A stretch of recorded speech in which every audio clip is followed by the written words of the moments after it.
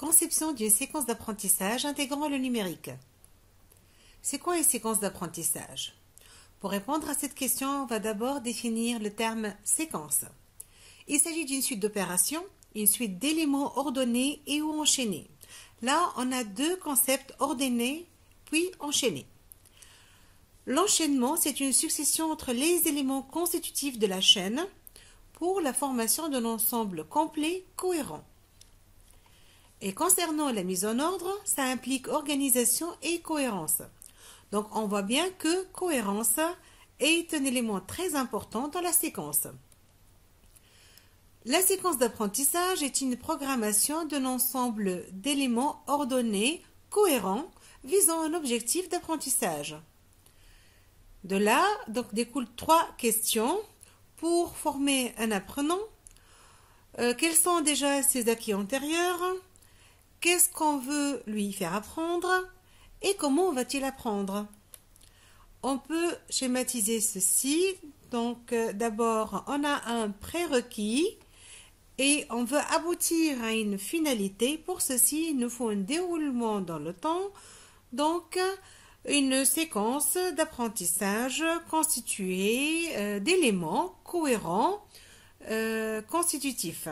C'est quoi ces éléments? En fait, il s'agit d'activités d'apprentissage, donc un enchaînement d'activités qui sont bien ordonnées, une après l'autre, enchaînées, cohérents, et donc ceci veut dire parcours d'apprentissage, un parcours pédagogique dans lequel on peut avoir des auto-évaluations. Dans ce parcours d'apprentissage, par où commencer? Il faut d'abord concevoir et organiser des activités pédagogiques en s'appuyant sur des méthodes et des stratégies d'apprentissage afin de faciliter l'acquisition de compétences. En parlant de méthode d'apprentissage, il faut d'abord choisir sa méthode. Est-ce qu'il s'agit de la méthode affirmative, interrogative ou active?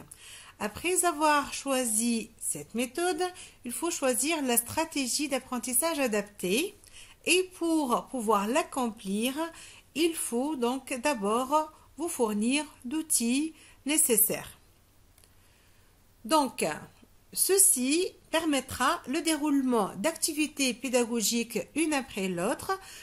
Chaque activité peut être donc dans le cadre d'une méthode choisie avec une stratégie choisie et pour pouvoir utiliser donc des outils technologiques. Il faut ce qu'on appelle une mise en scène des savoirs à l'aide d'images et de sons et il s'agit au fait d'un scénario pédagogique multimédia.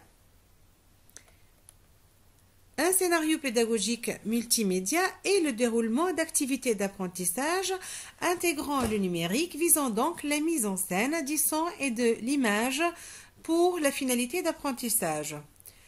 Il faut donc définir ces finalités, planifier les tâches des apprenants et puis aussi décrire les modalités d'évaluation. Il s'agit donc d'un travail préparatoire dans lequel le projet ou le déroulement de formation est écrit, décrit, découpé, structuré avant d'être réalisé. Dans ce déroulement d'activités pédagogiques, il y aura une équipe multidisciplinaire. Il y aura l'enseignant, l'ingénieur pédagogique, l'expert multimédia, l'expert technologie et donc ces différents membres de l'équipe vont travailler ensemble. Chacun aura une tâche et le scénario, donc il sera là pour orchestrer le parcours entre les activités d'apprentissage, pour orchestrer ce travail d'équipe. Et donc ce scénario, il est très important avant tout pour la communication.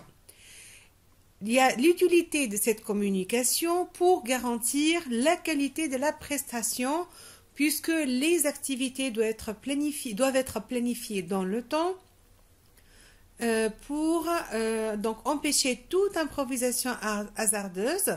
Comme ça, les activités vont pouvoir donc avoir lieu dans un ordre précis, un enchaînement cohérent pour aboutir à la finalité de formation.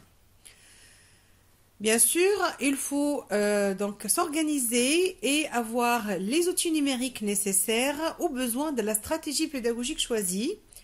Et ce scénario peut être reproductible et peut être partagé avec les autres formateurs. Pour dire qu'un scénario est réussi, il faut donc établir des critères de réussite d'un scénario pédagogique multimédia. D'abord, il faut aboutir à la finalité qu'on s'est tracée dès le début. Et puis, il faut savoir répondre aux attentes et aux besoins des apprenants. Il faut utiliser des stratégies pédagogiques variées, intégrant le numérique avec une mise en scène du son et de l'image pour la finalité de la formation.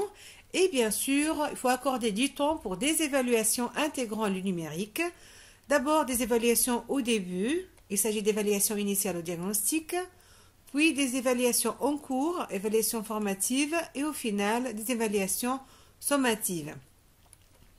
Et cet enchaînement d'éléments dans un ordre précis permettra un déroulement de formation dans une cohérence préétablie.